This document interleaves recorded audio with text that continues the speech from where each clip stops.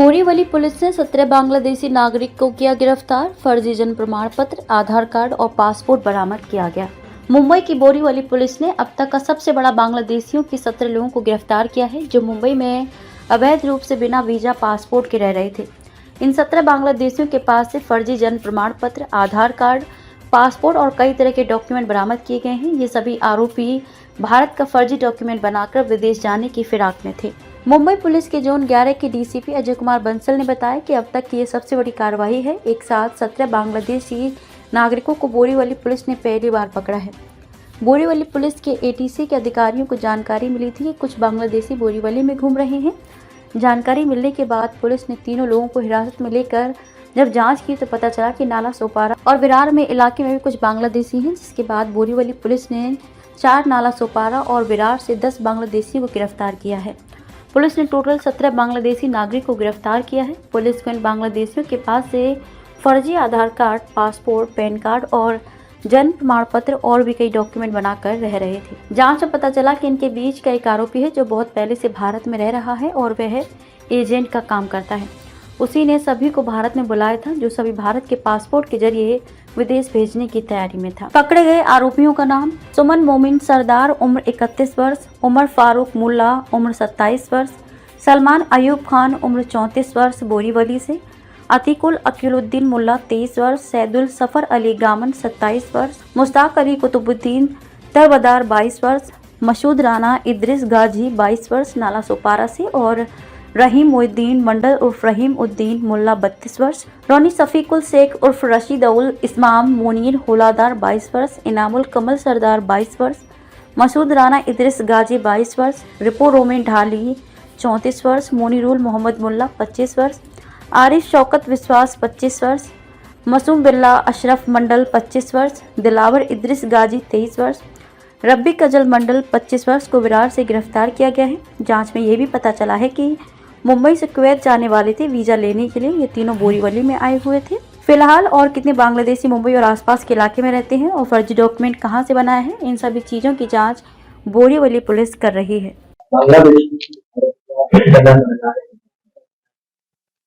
Borivali police स्टेशनचे आमच्या एटीसीचे अधिकाऱ्याला ही माहिती काल भेटली होती की काही बांगलादेशी लोक जो अवैधरित्याने भारतमध्ये आले आहे, एलटी रोड बोरीवली परिसरामध्ये फिरत आहे। आमच्या लोकांनी तिकडे जाऊन चौकशी केल्यावर 3 लोक संशयित असे आम्हाला सापडले। तिघांचे नाव सुमन मोमीन सरदार, उमर फारूक मुल्ला आणि सलमान अयूब खान, तिघे राहणारे बांगलादेश असे आहे आणि अवैधरित्याने इंडियामध्ये आले आहे असा निष्पन्न झाला। त्याला ताब्यात घेऊन ज्यावेळी त्याच्याकडून चौकशी केली तर हे सगळ्या लोकांना सलमान अयूब खान हा व्यक्तीने आणण्यामध्ये मदत केली होती आणि अजून पण लोक नालासोपारा आणि विरार परिसरमध्ये यांच्या सोबतचे आहे अशी खात्री झाली। आम्ही तिकडे जाऊन चेक केल्यानंतर नालासोपारावरून 4 आणि विरार मधून 10 असे टोटल 17 बांगलादेशी नागरिक जो अवैधरित्याने भारतमध्ये आलेले आहे आणि फर्जीवाडा करून, फोर्जरी करून त्यांनी बरेच इंडियन डॉक्युमेंट्स पण तयार केले, ज्याच्यामध्ये Aadhaar card, PAN card, even passport पण त्याच्याकडून भेटलेले आहे। तसेच जन्म प्रमाणपत्र जे की फर्जी आहे, ज्याच्या मदत घेऊन त्यांनी हे बाकी डॉक्युमेंट्स प्राप्त केले।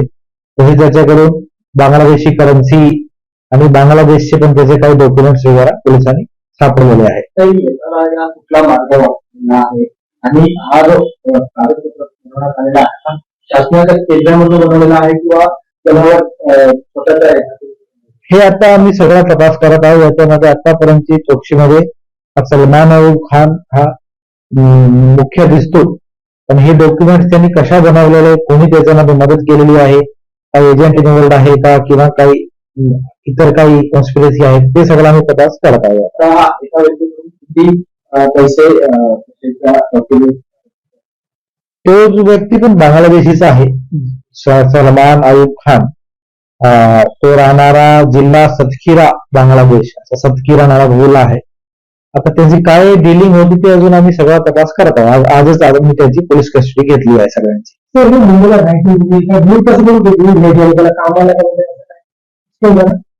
अजूनपर्यंत हे सगळे नालासोपारा आणि विरार त्याच भागामध्ये राहत होते। काल यापैकी 3 लोक इकडे आले होते आणि इकडे आल्यावर त्याच्यावर पोलिसांनी कारवाई करण्यामध्ये यश प्राप्त झाला आणि आम्ही आता पुढचा प्रवास करत आहोत. सर क्या करोगे बांग्लादेशी को होता है?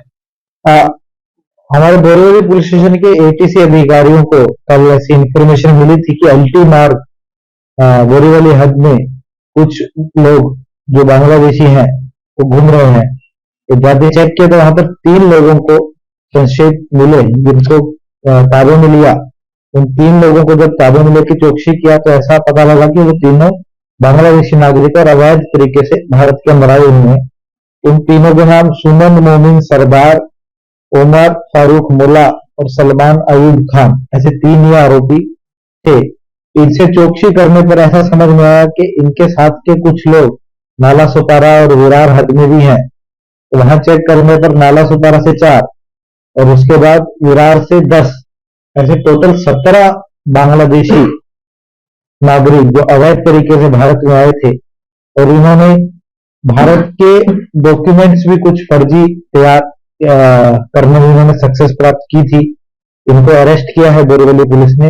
इनके पास से इस तरह के फर्जी डॉक्यूमेंट्स के आधार पर बनाए हुए पासपोर्ट, आधार कार्ड, फर्जी जन्म प्रमाण पत्र, बांग्लादेश की करेंसी, सऊदी अरेबिया कुवैत की दिनार करेंसी, इस तरह के पैन कार्ड, इस तरह के डॉक्यूमेंट्स भी पुलिस ने जब्त किए हैं. सर ये लोग मुंबई में किस तरह से आए, बांग्लादेश से इंडिया में आने के लिए किस तरह का रास्ता अपनाया? अभी ये इन्वेस्टिगेशन हम कर रहे हैं, एग्जैक्ट रूट इन्होंने क्या लिया. इनमें से एक व्यक्ति सलमान अयूब खान, वो शायद ज्यादा टाइम से यहाँ पर ऐसा और एजेंट का भी काम करता है, ऐसा अभी तक इन्वेस्टिगेशन में दिख रहा है. और बाकी लोगों को उसी ने यहाँ पर आने में मदद किया है. ये जो 17 जन, क्या 17 जन में 17 से ज्यादा भी है? इन्होंने इस तरह का जो फर्जी डॉक्यूमेंट बनाए, ये कौन से लोग हैं जो इनका सहयोग कर रहे थे डॉक्यूमेंट? अब ये सब हम इन्वेस्टिगेशन कर रहे हैं कि डॉक्यूमेंट कहाँ कहाँ से बने हैं, किधर से इशू हुआ है या इसके लिए क्या डॉक्यूमेंट्स, क्योंकि अभी कल ही अरेस्ट किया है. बट 17 लोग अभी तक हमने पकड़े हैं. आगे का इन्वेस्टिगेशन हम कर रहे हैं इसके अंदर. राह चलती महिला पर हमला कर मंगलसूत्र छीनने वाला गिरफ्तार. खड़कपाड़ा पुलिस ने महज कुछ घंटे में आरोपी को पहुंचाया सलाखों के पीछे. महाराष्ट्र में कल्याण से सटे मोहना में दिन दहाड़े राह चलती एक महिला को चाकू से प्रहार करने के बाद उसका मंगलसूत्र लूटने की सनसनीखेज वारदात सामने आई थी. इस मामले में खड़कपाड़ा पुलिस ने महिला पर हमला करने वाले आरोपी को गिरफ्तार कर लिया है. पकड़े गए आरोपी का नाम अश्विन सदाफुले बताया गया है, जो उसी परिवार का निवासी है. घटना मंगलवार सुबह 10:30 बजे की है, जब प्रिया सावंत नामक महिला अपनी बच्ची को स्कूल से लेने के लिए जा रही थी. पैदल चलते हुए वे मोहना कॉलोनी के ऑफिसर क्वार्टर पर पहुंची. तभी आरोपी ने पीछे से आकर महिला के गले से मंगलसूत्र खींचने की कोशिश की.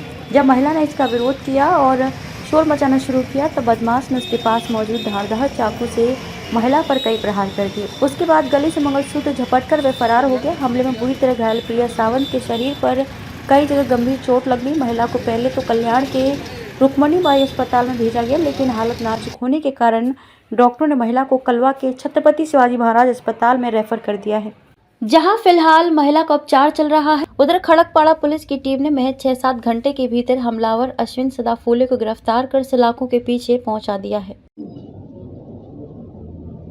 काल दिनांक 17 तारखेला खडकपाडा पोलीस स्टेशनच्या हद्दीत NRC कॉलनी आहे. तिथून एक महिला त्यांच्या मुलाला शाळेत आणण्यासाठी जात होते. NRC कॉलनीत हा निर्जन वस्तीचा भाग आहे. तर ते जात असताना एक अनोळखी इस्माने पाठीमागून येऊन तिच्या गळ्याची चेन ओढायचा, मंगळसूत्र ओढायचा प्रयत्न केला आणि बाईने प्रतिकार केल्याच्या नंतर तिच्यावर धारदार शस्त्राने हल्ला केला.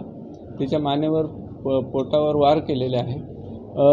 ही माहिती मिळाल्याच्या नंतर आमचे खडकपाडा पोलीस स्टेशनचे वरिष्ठ पोलीस निरीक्षक श्री पाटील साहेब आणि त्यांची अधिकारी घटनास्थळी गेले. त्यांनी घटनास्थळाची पाहणी केली आणि रीतसर गुन्हा दाखल केला आणि गुन्ह्याचा तपास करत असताना अनोळखी इस्मांचे जे वर्णन आणि माहिती मिळाली, एक 6 ते 7 तासाच्या आत आम्ही आरोपीला ताब्यात घेतलं आणि त्यांनी गुन्हा केल्याचे कबूल केले आहे. आम्ही त्याला या गुन्ह्यामध्ये अटक केलेली आहे. रीतसर या गुन्ह्याचा आता पुढील तपास चालू आहे. आरोपी हा मोहने परिसरात राहणारा आहे. त्यांनी प्राथमिक तपासात चेन चोरीचा प्रयत्न केलेला आहे आणि पैशाच्या याच्यासाठी उपयोगासाठी त्यांनी ती चेन चोरलेली आहे असं त्यांनी आता सांगितलं आहे. तरी खरं कारण आम्ही अजून शोधत आहोत. महिलेची प्रकृती कशी आहे? महिलाला आता कळवा हॉस्पिटलमध्ये उपचार चालू आहे, अंडर ट्रीटमेंट आहे. सर, हा आरोपीचे आधी केस आहेत का? आरोपीवर सध्या तरी आमच्या रेकॉर्डमध्ये काही नाही आहे, तसं गुन्हेगारी पार्श्वभूमी नाही आहे त्याची, परंतु आम्ही तोही तपास करीत आहोत. फिलिस्तीन पर हो रहे इजरायली बमबारी का अब दुनिया के अलग अलग देशों में विरोध हो रहा है. इसका असर आज मुंबई में भी दिखाई दिया. पहले जुम्मे की नमाज के बाद मस्जिद में सैकड़ों की संख्या में नमाजियों ने फिलिस्तीन के मुसलमानों के लिए दुआएं की. उसके बाद देर शाम इस्लाम जिमखाना में भी इसराइल के खिलाफ प्रदर्शन किया गया और जंग को जल्द से जल्द रोकने की बात कही गई. इस मौके पर समाजवादी पार्टी के नेता अबू असीम आजमी ने कहा कि आज देश में जो भी फिलिस्तीन के सपोर्ट में प्रदर्शन करते हैं उन पर केस दर्ज कर लिया जाता है, जबकि अमेरिका, ब्रिटेन जैसे देश जो इसराइल का समर्थन कर रहा है वहाँ भी लोग फिलिस्तीन के सपोर्ट में प्रदर्शन कर रहे हैं, लेकिन वहाँ उन्हें कोई केस नहीं होता. बहुत सारी बातें हमने अनाउंस किया, उसमें बहुत आप लिस्ट आपको दे दूंगा मैं. हम कल उसको भेजेंगे यूएन को कि भाई भारतवर्ष के मुसलमानों की ये मांग है. हाशिम भाई, बच्चों के ऊपर जो केस बन रहा है, तो उसकी आप महाराष्ट्र गवर्नमेंट को या मुंबई के अंदर भी लगातार 2-3 जगह जो है बच्चों के ऊपर केस बना है, जो एहतजाज कर रहे हैं, उसके ऊपर क्या कह रहे हैं? मैं पूछूंगा उनसे कि भाई अमेरिका बहुत पावरफुल मुल्क है, उसने इसराइल को सपोर्ट किया है. 10 लाख लोगों ने वहाँ पे जो है एहतजाज किया, उन पर केस नहीं हुआ.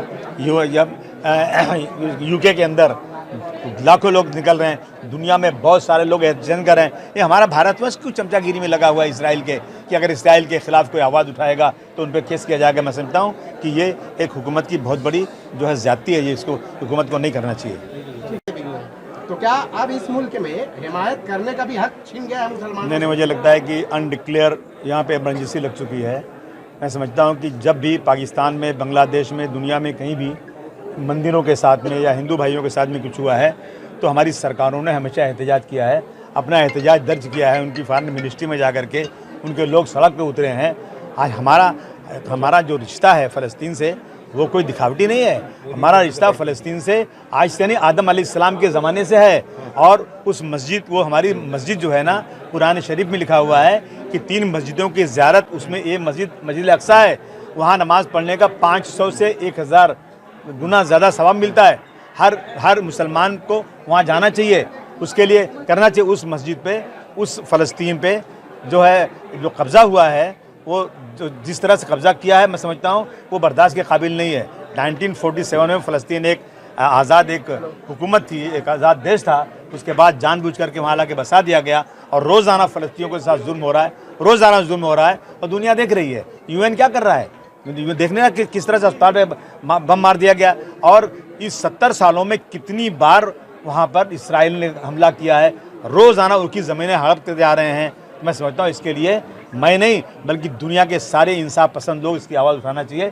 जवाहरलाल नेहरू साहब ने, वाजपेयी साहब ने, मेंसन मंडेला ने, गांधी जी ने, सब ने फ़लस्तीन की आज़ादी की आवाज़ उठाई है. आज जो लोग फ़लस्तीन की आज़ादी के ख़िलाफ़ हैं, मैं समझता हूँ वो लोग जो बिल्कुल ह्यूमन राइट का वायलेशन कर रहे हैं. भारतीय हुकूमत का रवैया जो अभी दिख रहा है शायद पहले नहीं था.